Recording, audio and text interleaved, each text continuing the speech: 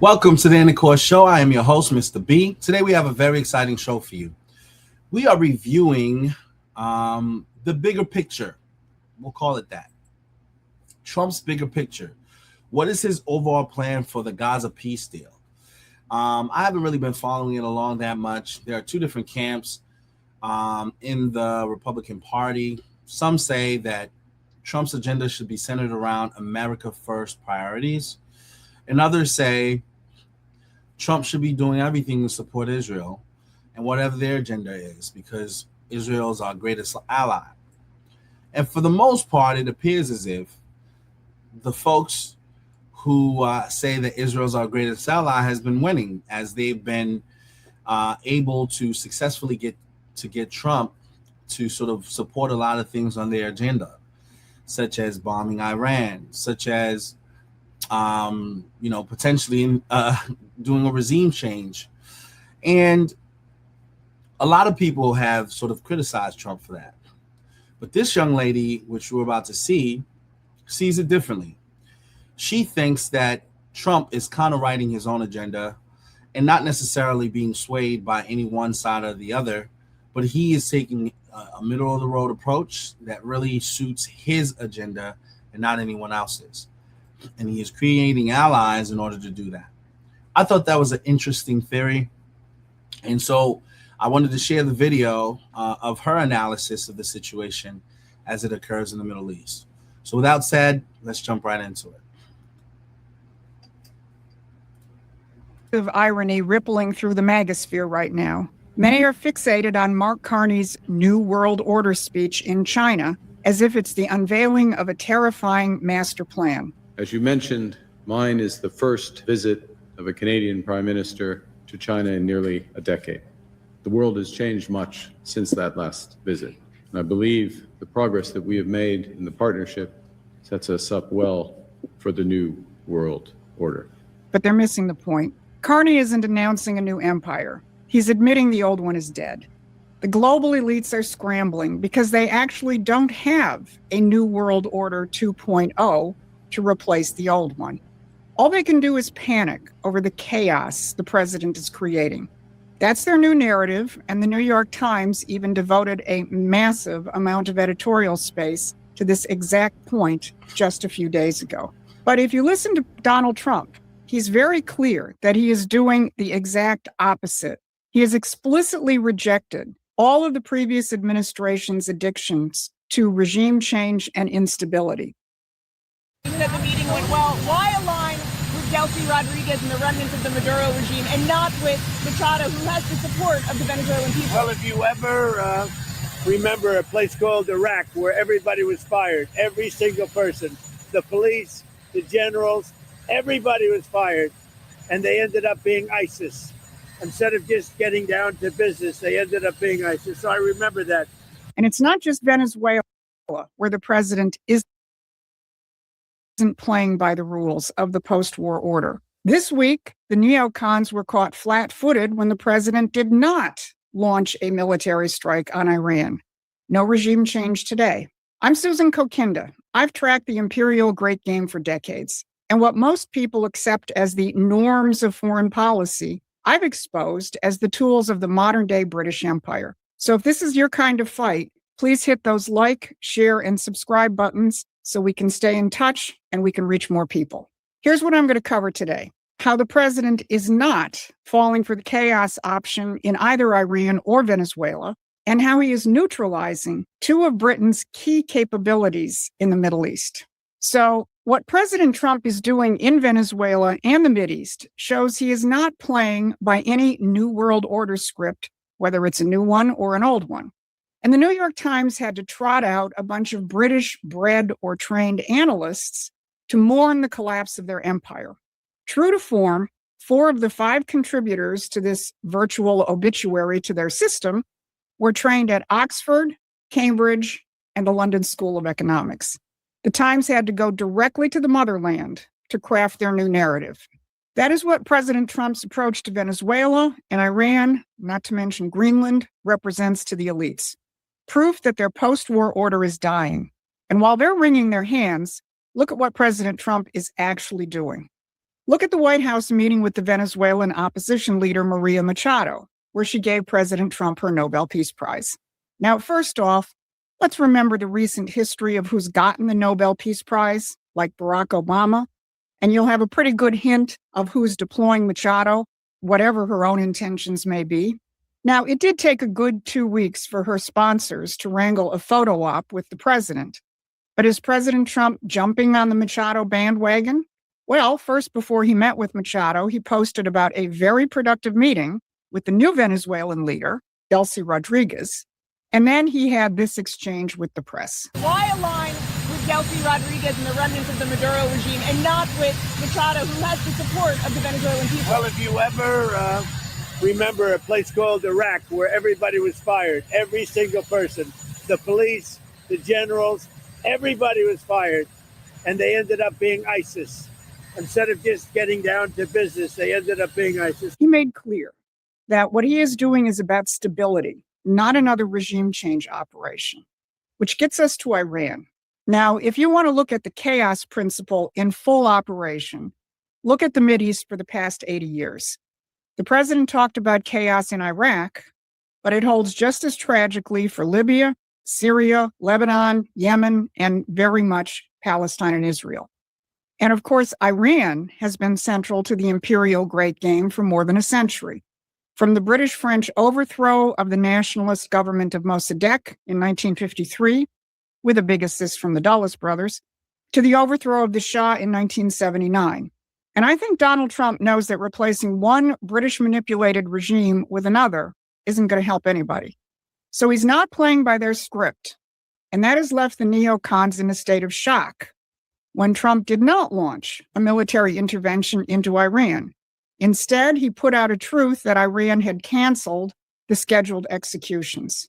Now, what actually went on in discussions in the White House is not known, and anyone making definitive claims is probably way over their skis. But we do know that President Trump is not into attacking governments and bringing them down, only to replace them with another brand of globalism, leading to further destabilization. The reports that President Trump was focused on what the actual outcome in Iran of a U.S. military intervention would be tracks with those intentions of Trump. And clearly, all of the president's Arab allies in the region are acutely aware of what a destabilized Iran would mean and undoubtedly made that known. Now, the response of the war party to the lack of an immediate new war escalation was disappointment and shock, represented especially by people like Lindsey Graham. Graham immediately hopped on a plane to strategize with Bibi Netanyahu, whose desire to escalate against Iran is legendary, a desire which has been outflanked by the president on more than one occasion. Now, remember, this is all taking place in a world where Donald Trump has upended the post-war system of regime change, and where Mark Carney has to pontificate about a new world order in Beijing. If you're beginning to realize that the world works a little differently than you've been told, then you need to subscribe to Promethean Action's free newsletter. We cover the fight from the standpoint of the real historical battle between empire and sovereign nations. That's President Trump's battle, and he will advance it this coming week in Davos, so make sure you're subscribed. Now let's look at how the president is applying this same approach to the rest of the Mideast. President Trump, unlike so many of his critics inside and outside of MAGA, knows that you can't solve the long-standing conflicts in the Mideast through a series of binary choices. It's not a question of being pro or anti-Israel or pro or anti-Muslim. Those binary choices have been set up by the British and weaponized for decades, until now. Let's look at how President Trump is moving to neutralize Britain's primary binaries, the Muslim Brotherhood and the hardcore Zionist element epitomized by Bibi Netanyahu. Here's how it's played out in recent days. First, we have the headlines about the new Gaza Phase 2 plan. But what's kind of flown beneath the radar screen is also how President Trump and allies are moving against the Muslim Brotherhood. First, let's turn to Gaza. On January 15th, President Trump announced that we've officially entered Phase 2 of his 20-point comprehensive plan to end the Gaza conflicts. Now, here's what the MAGA faction, which insists that Trump has sold out to the Jews, won't tell you. Trump is not following Netanyahu's playbook. He's writing his own. Look at who's involved in this peace plan. The new National Committee for the Administration of Gaza is a technocratic government that will govern during the transition, and it's led by a Palestinian, not an Israeli-approved administrator or someone from Netanyahu's coalition. And look at the partners that Trump has brought in. His Truth Social post says explicitly, with the support of Egypt, Turkey, and Qatar, we will secure a comprehensive demilitarization agreement with Hamas. Turkey and Qatar. Let that sink in. These are not Netanyahu's friends. Remember, back in last September, Israel carried out a strike into Qatar to attack the Hamas delegation on its way to these negotiations. Yet Trump is building his board of peace with these exact countries at the table. The board is going to be structured with Trump at the top, alongside representatives from Egypt, Turkey, Qatar, and the UAE, as well as Europeans, including the British. The president continues to make clear to Israel, it's we and these countries that I've chosen that will take care of Hamas, not you. Here's what he said. With the support of Egypt, Turkey, and Qatar, we will secure a comprehensive demilitarization agreement with Hamas, including the surrender of all weapons and the dismantling of every tunnel. Now, I know many of you are asking, why is Sir Tony Blair on the board? I think this is a good stop for me, a good place for me to stop and to make some comments. This lady is very, very well informed about the timeline of events and things that are actually taking place. And I think she's right. Some of the things that she brought to light is the fact that it does seem as if Trump is playing the fine line where he appears as if he's supporting Israel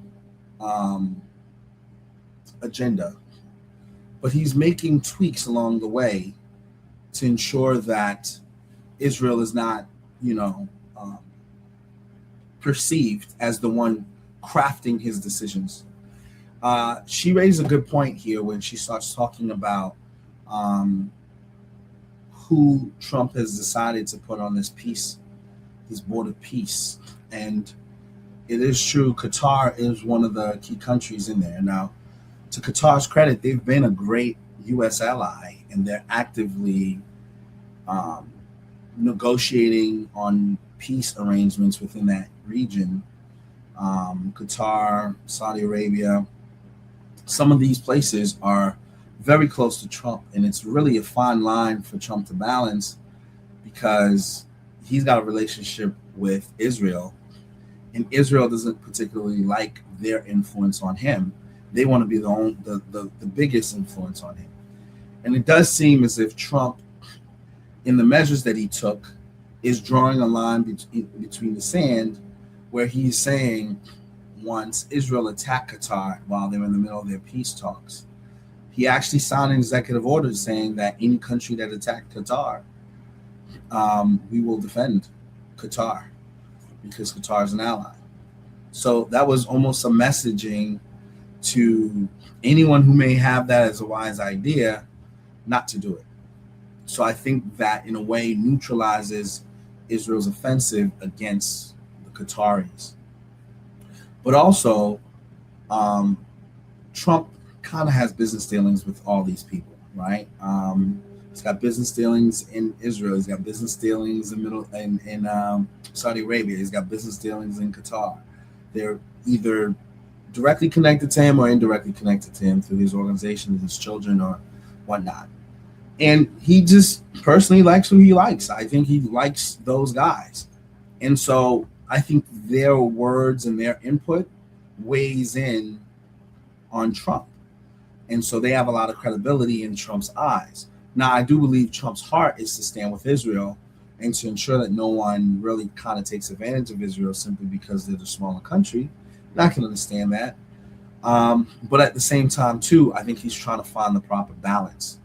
That balance is, while while he's, I think he said it. He admires Bibi's tenacity in terms of his will to forge forward and attack their enemies and really to stand up and be a strong leader for Israel. He also know that, sometimes that can go a bit too far. And so he has to diplomatically wheel that in and balance things out. And I think with this statement, which this lady really caught on to, is a way of saying, here's these countries that are not seeing eye to eye with Israel, but they are in the interest of peace. And we're going to have them play a critical part in the border peace. Obviously, Israel's going to have, a say because we're their allies, but we want to allow everyone at the table to be able to weigh in. And these countries ultimately, have influence on the Hamas regime because a lot of times they're supporting them with aid or whatever assistance they can.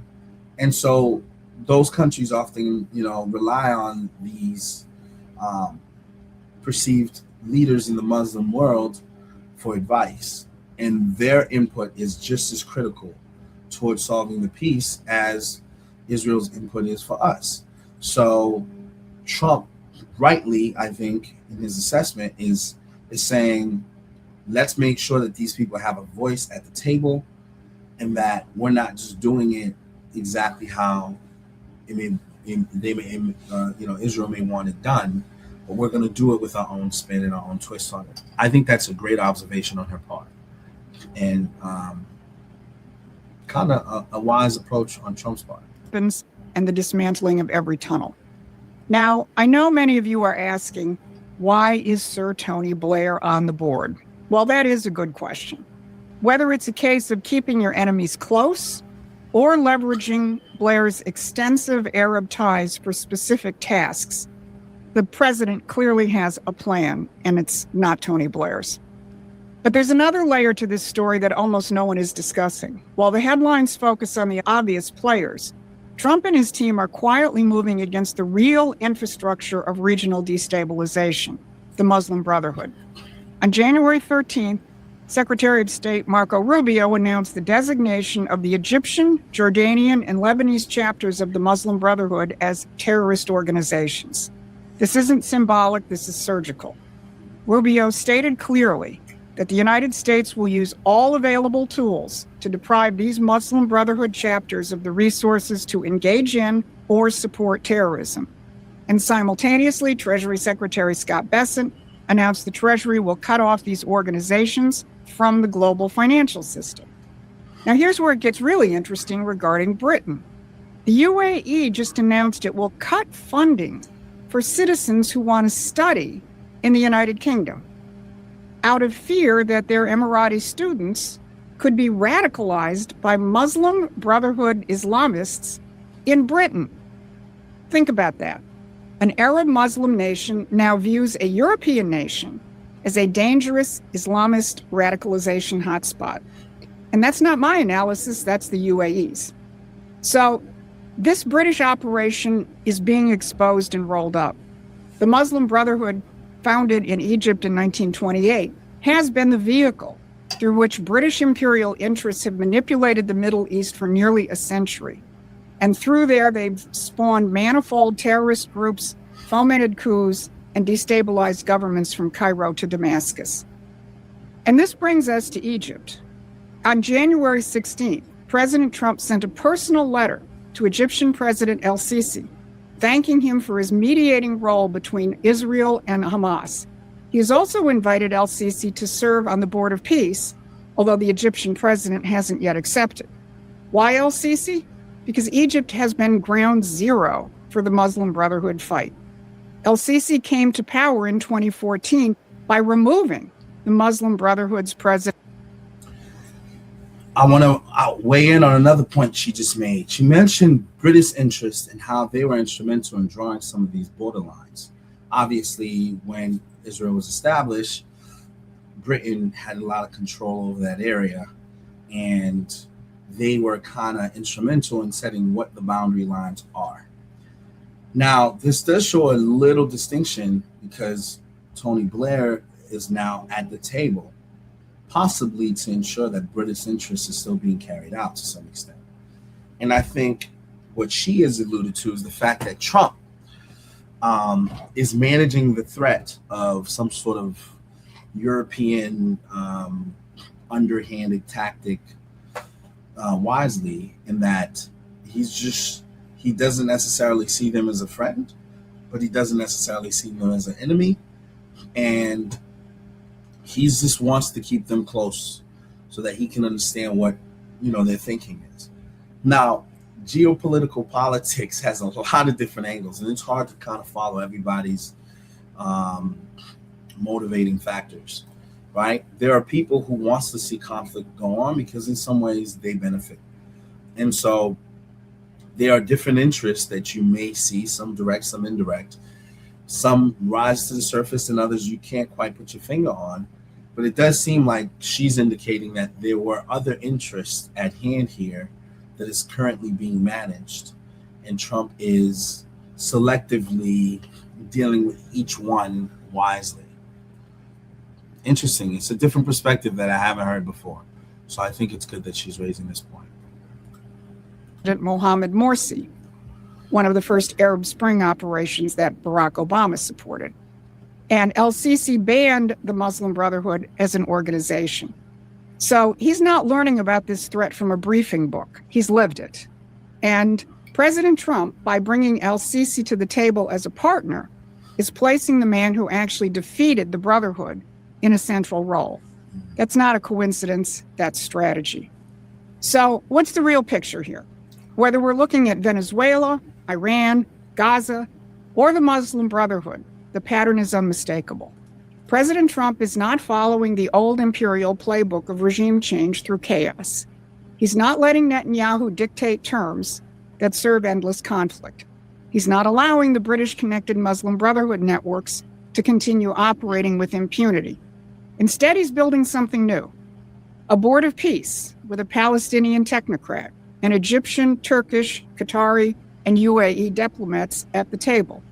A financial and legal offensive against the Muslim Brotherhood that cuts off the infrastructure of destabilization. Now, remember what Mark Carney admitted back in October at APEC? That the rules-based order is over, and now he wants to create a new one? Remember what those British-bred analysts lamented about in the New York Times? That Trump has ended 80 years of global control? Well, they're not wrong, but what they call destruction and chaos, we call liberation. Liberation against a modern imperial system. Now, Promethean Action is doing more than just exposing it. We're building a movement that can defeat it by understanding and backing President Trump's strategic and economic revolution. If you want to be part of that fight, join us at Promethean Action as a supporting member or a contributor. We're at a historic branching point. The old order created war, chaos, and permanent enemies, and it kept the empire in control. What Trump is building, with sovereign nations as real partners and shared economic benefits, is a mortal threat to that empire. And he's going to deliver that message again at Davos. So stay tuned. This has been your Saturday Brief. Thanks for watching. Wow. So there you have it, folks. I could not put it any better than how this lady just explained it. Sometimes I think we jump to conclusions based on the information or limited information that we have. And we don't see the full story, especially if we're not following along. And I think this young lady has done a phenomenal job of analyzing all the current events that would indicate that Trump is not necessarily following the same script when it comes to the neocons in terms of what he should do. There are times he does exactly what they urge him to do. And there are times where he disappoints them because he does his own thing. They think he's going to go into Iran, he pumps the brakes.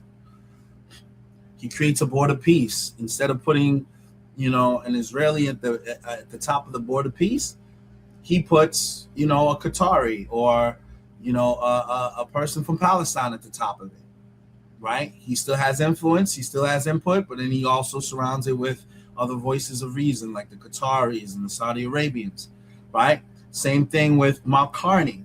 Mark Carney talks about a new world order. There are certain people who wants the same world order, who wants to be able to imperially control from behind closed doors, i.e. the Europeans, i.e. the power structures that existed.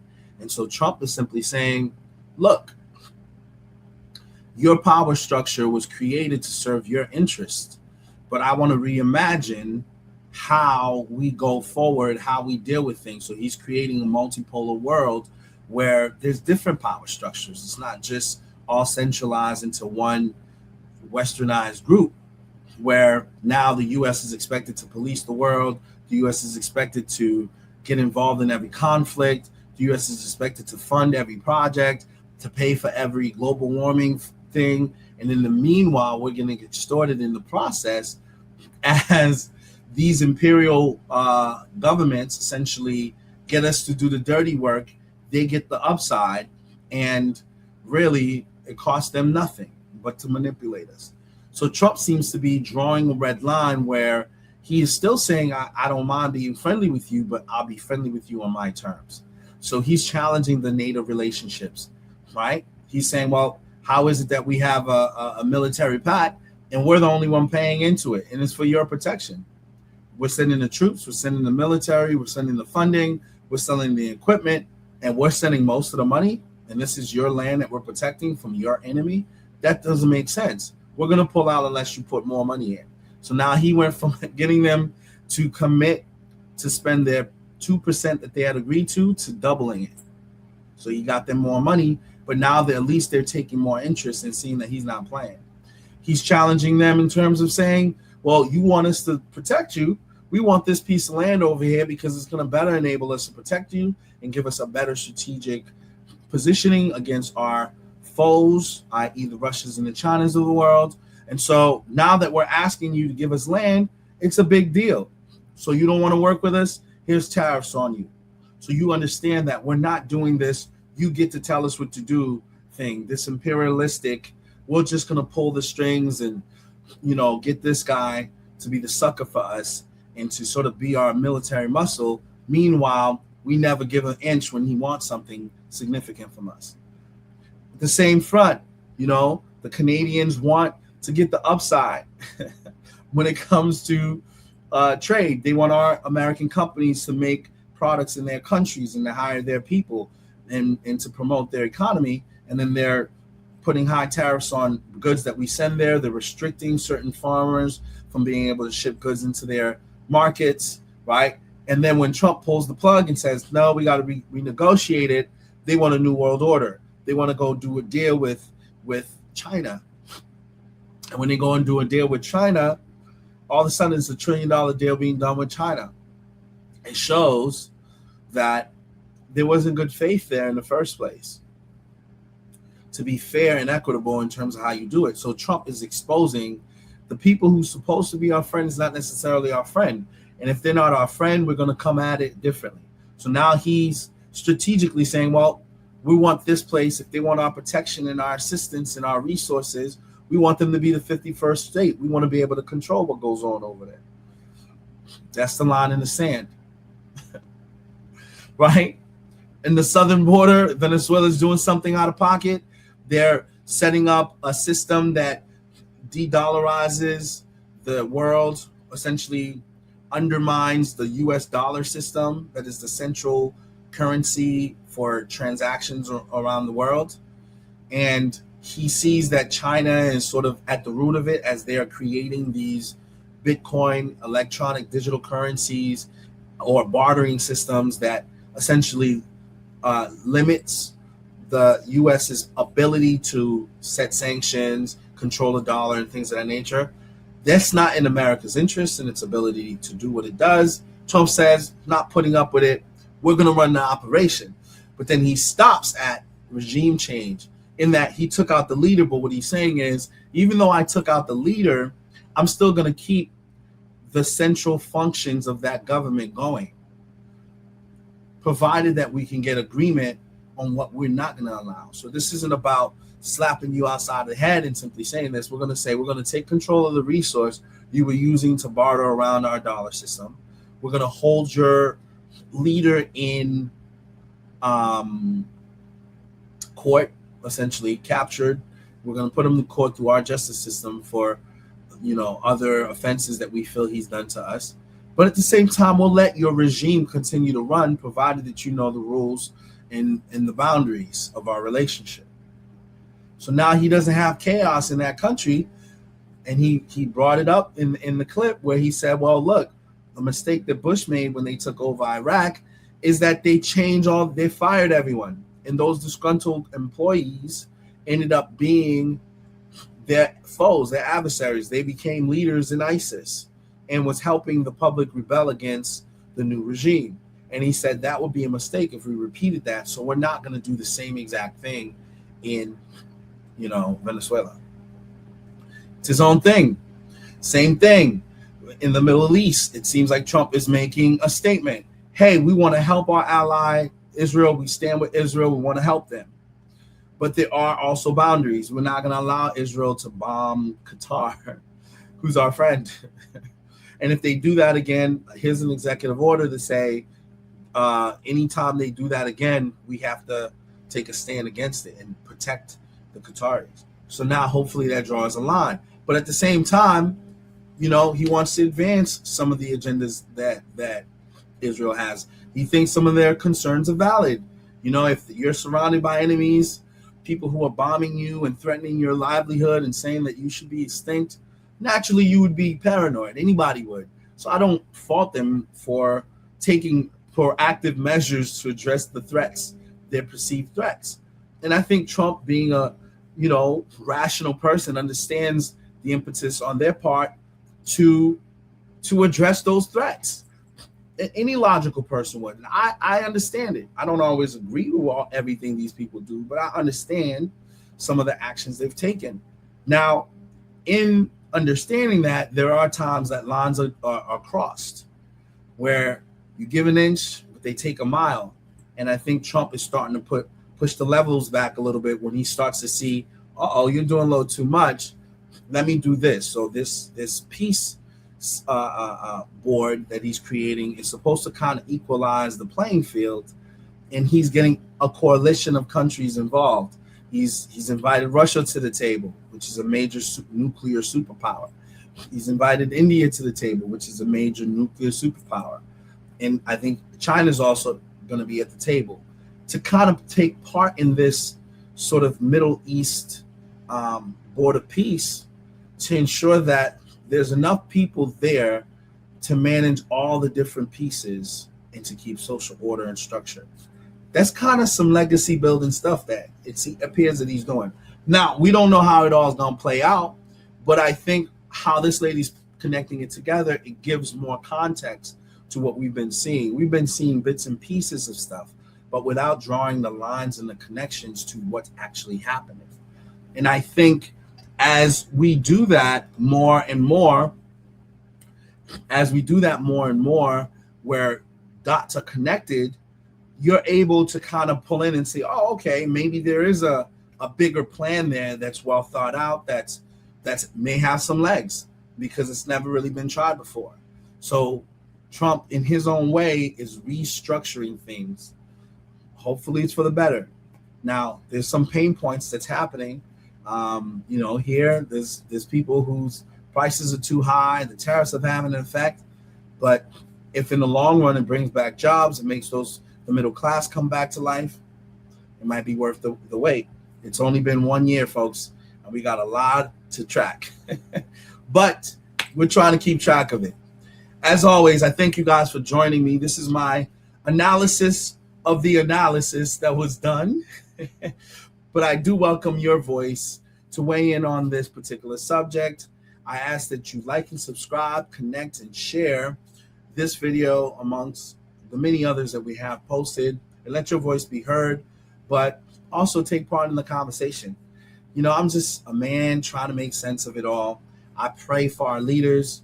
As a Christian man, I want to see, peace in the world. I want to see people live prosperous lives. I don't necessarily want to see conflict and troubles for anybody. So anything that results in peace, sustainable peace, I'm on board for, provided that it's righteous. That being said, I thank you guys for joining me, and until we meet again, be well.